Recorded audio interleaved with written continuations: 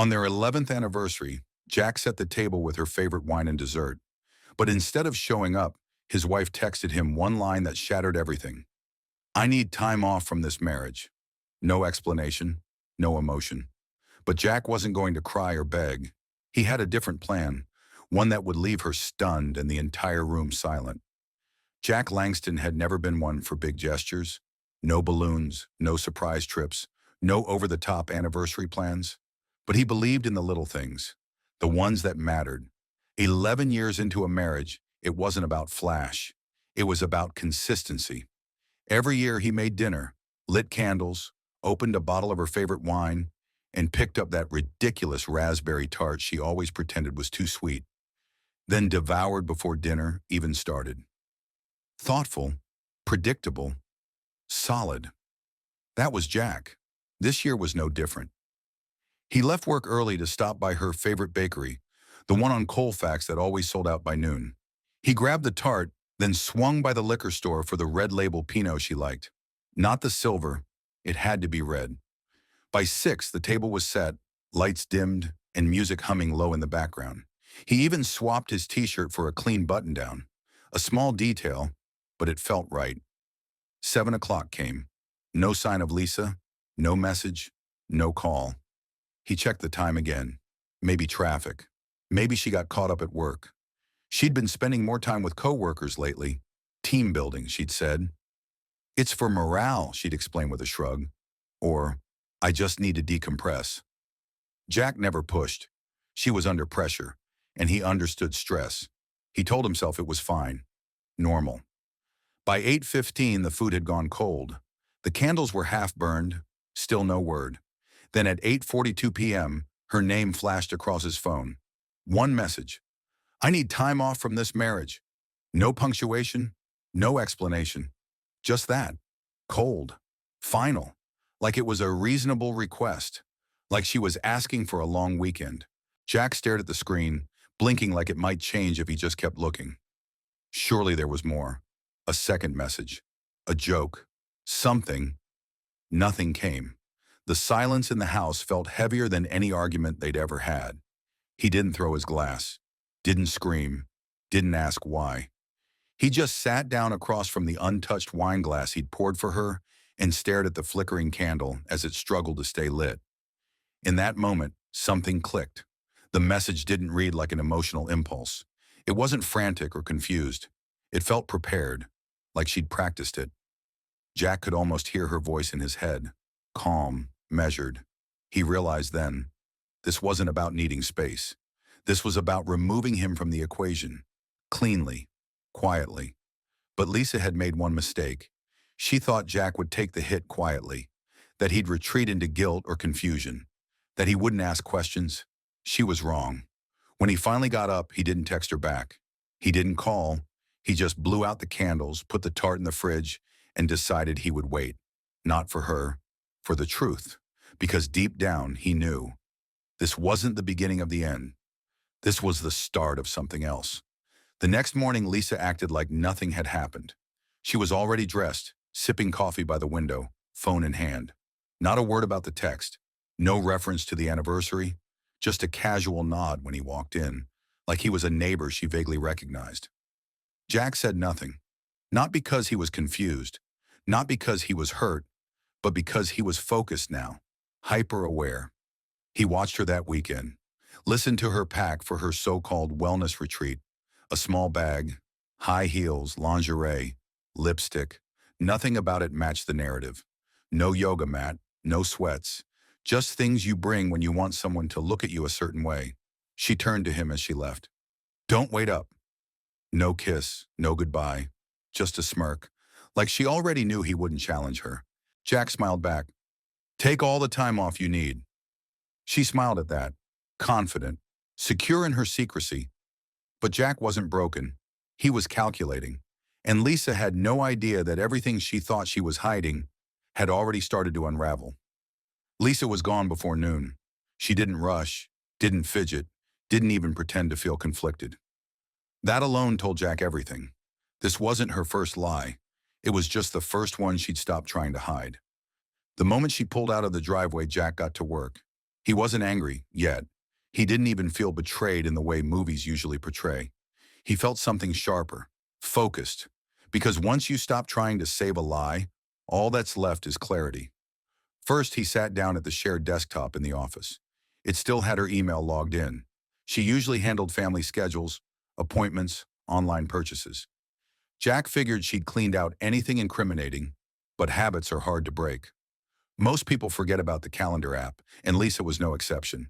Tucked into her weekend schedule was a line item: dinner, 7:30 p.m., Walden Bar and Lounge. Jack opened a browser and searched the Walden.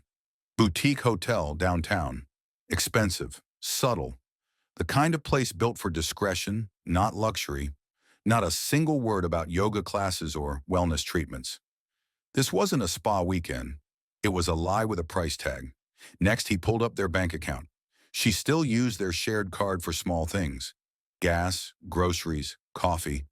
But last week there was a charge: $287.94, Walden Hotel, prepaid. Jack clicked the transaction. Same hotel, booked under her name. He wasn't surprised, just confirmed. Then came the phone records. The account was still in Jack's name, so he logged in and scanned her usage. One number stood out: no name, just digits. But the frequency was impossible to miss. Dozens of texts a day, some in the middle of the night, others immediately after Jack and Lisa had spoken, sometimes within seconds. He copied the number and called from a blocked line, straight to voicemail. Young male voice, confident, relaxed, the kind of voice that hadn't been checking the time or worrying about consequences. Jack didn't leave a message. He didn't need to. He had what he needed: a location, a time, a name initial, and the beginning of a pattern. Now, all he needed was confirmation, not speculation, not assumption, proof. So he set the trap. On Sunday morning, he told Lisa he had a site visit out of town. Overnight, something quick for work. She nodded, barely looked up from her phone. "Drive safe," she muttered. He knew right then. She was planning something, and he was ready for it. He waited until she left that evening, bag in hand, casual as ever. Then he counted 5 minutes, grabbed a light jacket, his phone and keys, and slipped out the back. He'd already scouted the hotel's layout online, knew the entrances, the street parking, the nearest businesses. 23 minutes later, he was across the street, parked near a closed cafe with a clear view of the lobby. At 7:28 p.m., she appeared, dressed up, confident stride. She paused on the steps, checked her phone, and looked up. A man walked toward her, not a coworker, not even close. The way she leaned into him, the way he placed his hand on her lower back, it was second nature, practiced. Jack didn't need audio. He didn't need a confession. Their body language was more honest than words would have been. He snapped a photo, clear, time-stamped, undeniable.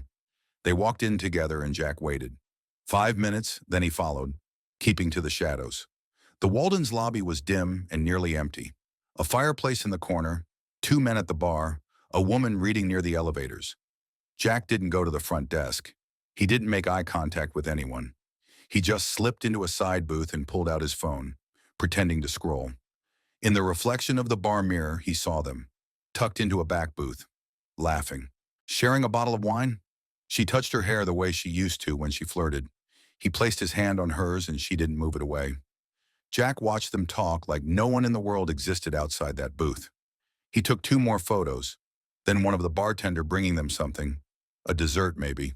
She smiled, a real smile, not the polite one Jack had seen for months. This one was relaxed, intimate.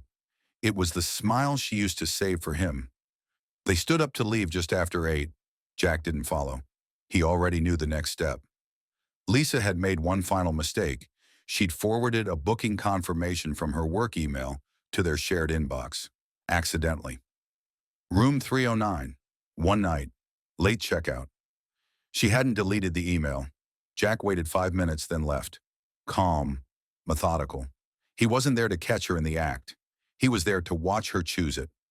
He drove to a nearby diner, ordered a black coffee he didn't drink, and pulled out his phone. Photos, hotel records, calendar entries, phone logs. He had everything. Not because he needed evidence for court. Colorado was a no-fault divorce state, but because he needed truth, certainty, clarity. So she couldn't spin it later. So she couldn't turn it back on him. That night, he emailed the divorce attorney he'd quietly researched months ago, back when things first started feeling off. The reply came within the hour. Jack forwarded everything. No drama, no emotional text threads, just proof. When Lisa returned the next morning, coffee in hand, acting like she hadn't just destroyed a marriage, Jack didn't flinch. He greeted her casually. No confrontation, no hint of what was coming. She didn't suspect a thing. And that's when Jack knew he had her exactly where he needed. She thought silence was a victory, but for Jack, it was just the setup. The storm was coming, and Lisa wouldn't hear it until it was already inside the room. Jack spent the week pretending, not to protect Lisa, but to trap her deeper in her illusion. He woke up on time, made their coffee, responded to texts, even smiled when she leaned over to kiss his cheek. She had no idea that the mask she wore so confidently was being mirrored back at her. On the outside, they looked like a couple reclaiming their rhythm. She even started showing affection again. More touches, more babe, more offers to make dinner. But Jack wasn't moved. He saw it for what it was, damage control. She felt something was off, even if she couldn't name it. That's how people behave when they start sensing a shift in power. Without proof, only instinct. Jack, however, had more than instinct. He had a timeline and a deadline. Lisa had planned a vow renewal dinner, reserved weeks ago at an upscale restaurant. She'd told their friends it was about rekindling what they'd built, a small, curated gathering of close friends, people who believed in the version of their marriage she had worked so hard to sell. Back then, Jack thought she was trying to patch things up. Now he saw it for what it really was, an exit strategy. If she left, she'd leave as the one who tried. The dinner was her insurance policy. Jack didn't cancel it. That night would still happen. The date, the guests, the location. Everything would go according to her plan until the last moment. By Thursday, Jack had reviewed the final documents with his attorney. A clean, no-fault divorce. Simple split. No need to rehash betrayal in court. What mattered was control, not spectacle. He picked up the sealed folder that morning, placed it in the inner pocket of his blazer, and went to work as if it were any other day. Lisa, oblivious, texted him around noon. A selfie at the salon. "Can't wait for tonight," Jack replied. "Me too." That evening, they arrived at the restaurant together. She was energized, animated, rehearsing lines she thought would become memories. She waved to friends at other tables, thanked the hostess by name, and made sure the center table had good lighting. Jack noticed it all, not as a husband, but as an observer. Dinner started predictably. Wine was poured. Small talk drifted over the table. Lisa raised her glass and began a speech, something about growth, forgiveness, and love. Jack nodded in the right places, laughed when appropriate, and even allowed her to take a photo of them smiling. She was setting the scene for the social media post she planned to share the next day, but she wouldn't be posting anything. Halfway through the main course, the server approached the table with a silver tray. "Delivery for Mrs. Langston." Lisa blinked, confused. "For me?" The server nodded, professional but firm. "Yes, ma'am." She accepted the envelope with a half smile, clearly expecting a joke or surprise gift. Her fingers opened it casually until her eyes met the header. Divorce papers. She didn't speak at first. Her face remained blank, the page held in suspended disbelief. Then, "What is this?" she asked, voice tight. Jack took a sip of wine, calm. "You said you needed time off. I'm just honoring the request." Her lips parted like she had more to say, but nothing came. The table, once lively, turned quiet. One couple nearby glanced over, sensing something wrong. Lisa stared at Jack, then at the documents again. "You're doing this now?" she whispered. He leaned in slightly. "You planned this night to make yourself look like the one who cared. I just adjusted the ending." Her hand trembled slightly as she set the folder down. She looked around, possibly hoping for sympathy, for a way to shift the narrative. But there was no script for this. "This is humiliating," she said. barely louder than a whisper. Jack's voice was measured. No, what you did was humiliating. This is clarity. She stared at him like he'd changed overnight, but he hadn't. She just never expected the man she dismissed as passive to be deliberate. She tried to speak again, probably to explain or justify, but Jack stood before she could. He placed his napkin beside her untouched wine glass. You wanted freedom, he said. You've got it. He turned to the server. The check's covered. As he walked toward the door, he heard her say his name. Soft, panicked. Not because she loved him, because the control was gone. Outside, the air was cool. Jack didn't rush. He didn't look back. Inside, he could hear the murmurs rising. Questions, confusion, the sound of her scrambling for an explanation. But she had none. Not one that would make sense. The next day, she tried calling. 6 times. Then came the texts. Can we talk? Let's not do this like that. You blindsided me. Jack didn't respond. He didn't need to. Everything he had to say was already written in that envelope. Lisa wasn't reaching out for closure. She was negotiating damage control. She hadn't expected him to walk away. She thought he'd yell, fight, maybe even plead. She never expected silence, and that's what rattled her most. Jack spent that weekend finishing what he started. Canceled joint subscriptions, contacted the bank, updated his attorney. He didn't need revenge. He needed release. What Lisa didn't understand was this. He hadn't changed. He just stopped waiting. Her betrayal wasn't the end of the marriage. It was the beginning of his freedom. And now she was the one left sitting in silence. Lisa's first instinct was to regain control. By Monday, she'd started rewriting the story, texting mutual friends, hinting that Jack had overreacted, framing the dinner as a misunderstanding that spiraled. Her version lacked detail, but she was betting on ambiguity. People believe the first story they hear if it's told with just enough emotion and just enough vagueness. Jack didn't respond publicly. He didn't engage. He didn't need to. She had her story. He had documentation, the forwarded hotel confirmation, the calendar entry, the phone records, the photos, and her text. I need time off from this marriage. No edits, no explanations, just evidence. Jack gave the attorney everything for record-keeping, not revenge. In court, it didn't change the outcome. No-fault divorce laws don't ask for betrayal, but outside the courtroom, context matters, especially when custody of public perception is at stake. Lisa tried to shift.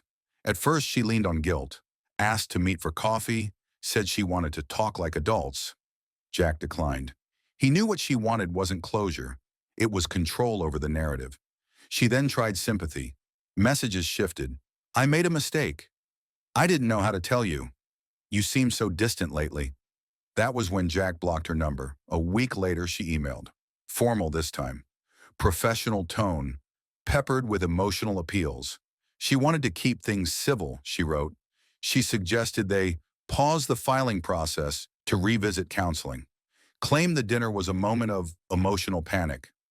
Jack didn't respond. He forwarded the email to his attorney, marked it for documentation, and moved on. The thing Lisa never grasped was that Jack wasn't trying to punish her. He was done. Fully.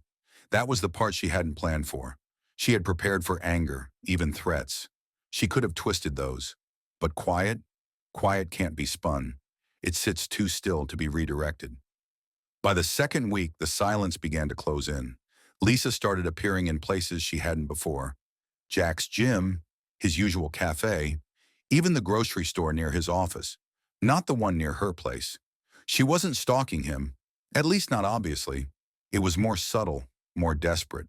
She was waiting for a chance to bump into him naturally, to start a conversation he'd be too polite to avoid. He gave her nothing. The hardest part of ending a one-sided relationship is staying consistent after the decision. Jack wasn't tempted to respond, but some days he did catch himself remembering things. How she laughed when she wasn't thinking. The playlists she made for long drives. The way she'd fall asleep reading. Not because he missed her, but because he had accepted that those things were real once. That's what made the betrayal sharp. Not the act, but the history it erased. But Jack wasn't stuck in memory. He was focused on the future. He met with a financial advisor, started separating accounts, changed beneficiaries, rewrote his will. He updated passwords, canceled joint services, and even bought a small condo across town. It wasn't symbolic, it was functional. He wanted space to rebuild, not redecorate old walls. Lisa, meanwhile, began showing cracks. Friends stopped responding. Some had seen the proof. Others had heard enough. The dinner wasn't just awkward, it had exposed her in the most public way possible. She tried painting Jack as cold, but it didn't stick. People remembered how quiet he was, how calm. No outburst, no accusations.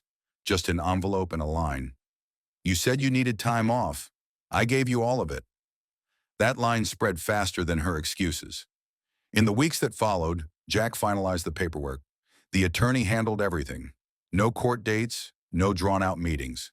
Clean, efficient, irreversible. Lisa signed the documents. Eventually, she waited until the deadline, then delivered them in person, unannounced. She knocked on the door of Jack's new condo. He opened it, saw the envelope in her hand, and nodded. "You win," she said. Jack looked at her for the first time in weeks. "This wasn't a contest." She hesitated. "I didn't mean for it to go this way." "I know," he said. "You meant to control it." For a second, she almost said something else, but Jack had already turned to leave. She placed the envelope on the table near the door and walked out.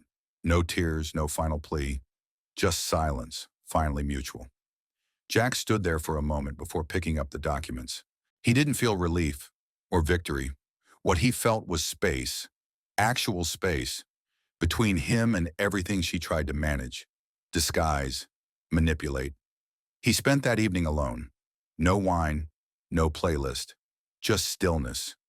Not because he was mourning, but because the noise had finally stopped. By the end of the month, the divorce was complete.